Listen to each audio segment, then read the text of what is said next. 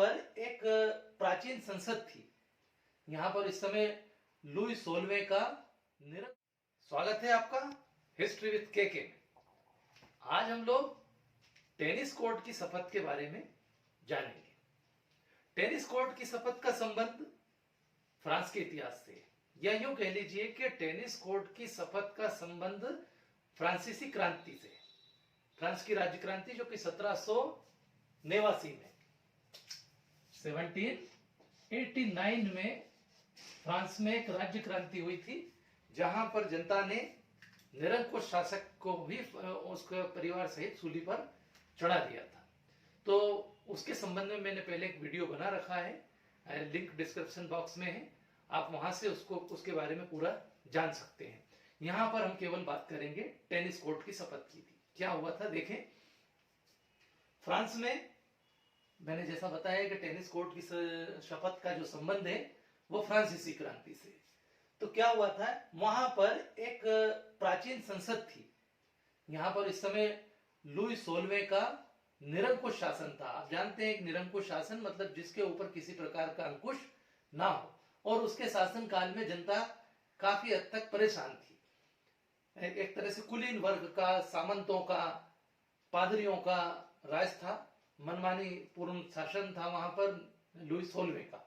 और वहां पर एक प्राचीन संसद थी जिसको एस्टेट्स जनरल बोलते थे।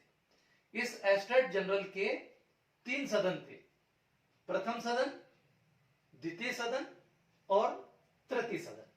प्रथम सदन में जो लोग चुन करके आते थे वो सामंत थे, सामंतों का था ये प्रथम सदन। द्वितीय सदन उच्च पादरी वर्ग का था, बड़ी संख्या में थे पादरी और काफी अच्छी स्थिति में थे वहां। तो ये द्वितीय सदन था। सामंतों का और द्वितीय सदन के प्रतिनिधि लगभग 300 होते थे वहां जो चुन करके आते थे। प्रथम सदन में वो 300 होते थे और 300 ही द्वितीय सदन में। और एक और जनसाधारण वर्ग का था जिस तृतीय सदन, जिसमें 600 प्रतिनिधि चुन करके आते थे। और इन सभी के प्रथम सदन, द्वितीय सदन और तृतीय सदन, इनके अलग अलग वहां पर भवन बने हुए थे संसद के, जिनमें इनकी सभाएं होती थी। राजा कभी कभी इनकी संयुक्त सभा को भी संबोधित करता था। तो इस तरह से वहां की एक व्यवस्था थी।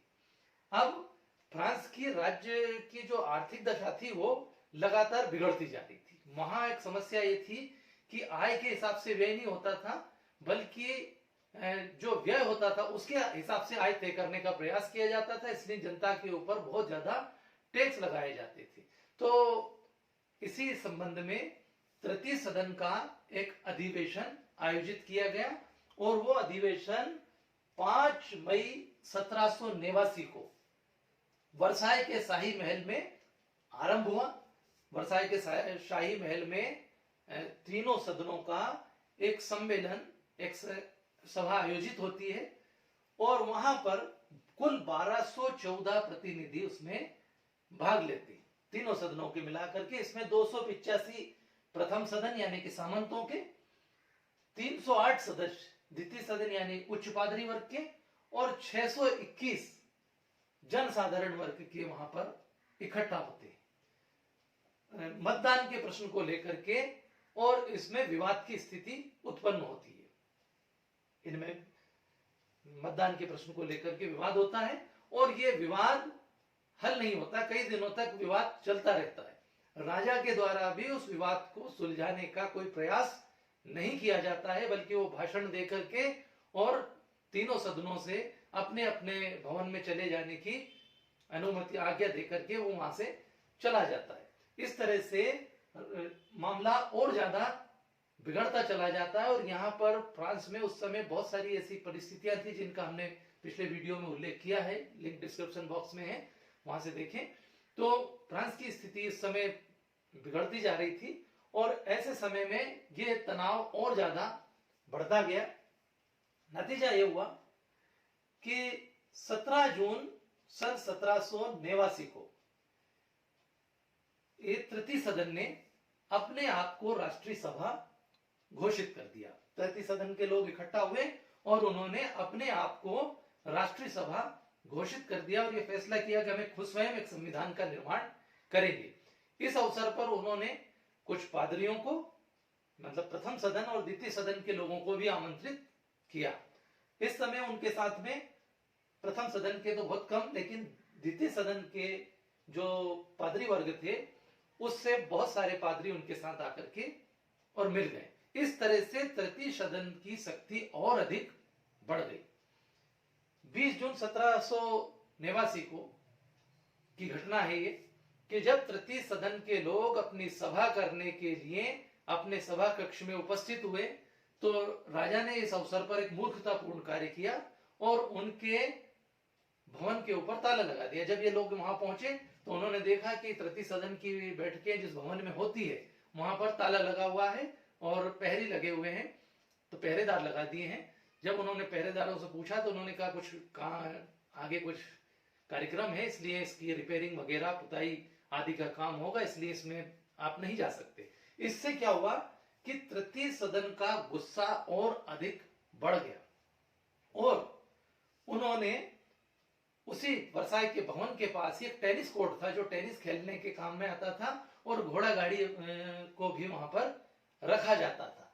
तो उस भवन में ये लोग चले गए, वहां पर जाकर के इन्होंने अपनी सभा की, वहां इकट्ठा होकर के तृतीय सदन के लोगों ने अपनी सभा की और यह फैसला किया उस टेनिस कोर्ट में, शपथ ली कि हम जब तक फ्रांस के लिए एक संविधान का निर्माण नहीं कर लेते तब तक यहां से नहीं हटेंगे। इनका जो नेतृत्व किया था, जो याद रहना चाहिए, वो मिराबो एवं आबेसाइस, ये दो व्यक्ति थे, मिराबो और आबेसाइस। इन लोगों ने इसका नेतृत्व किया था। फ्रांस के इतिहास में यह घटना टेनिस कोर्ट की शपथ के नाम से विख्यात है।